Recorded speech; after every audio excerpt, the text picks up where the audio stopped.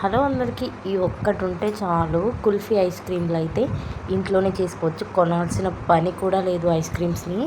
So వీడియోని skip చేయకుండా చూసేయండి. సింపుల్గా చెప్తాను.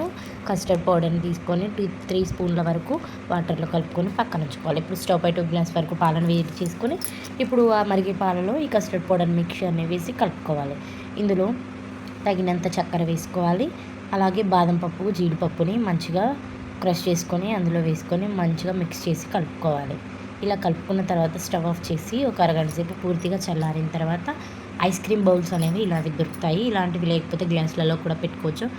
అన్నిట్లో ఫిలప్ చేసి మంచిగా ఫ్రిడ్జ్లో ఒక 6 గంటల సేపు ఉంచుకుంటే 6 గంటల తర్వాత అయితే మంచిగా ఐస్ క్రీమ్స్ అయితే వస్తాయండి. చాలా బాగుంటుంది. ఇంట్లోనే బయట కొనాల్సిన పని కూడా లేదు. కస్టర్డ్ పౌడర్ ఉంటే చాలండి. చాలా సింపుల్గా, ఈజీగా తింటుంటే బాదం పప్పు, జీడిపప్పు కూడా వస్తుంది. చాలా బాగుంటుంది. ఇంత సింపుల్గా ఈ రెసిపీని మీరు కూడా ట్రై చేసి కామెంట్ చేయండి. ఈ రెసిపీ నచ్చినట్లయితే లైక్ చేయండి. మరిన్ని వీడియోస్ కోసం ఛానల్ని సబ్స్క్రైబ్ చేసుకోండి.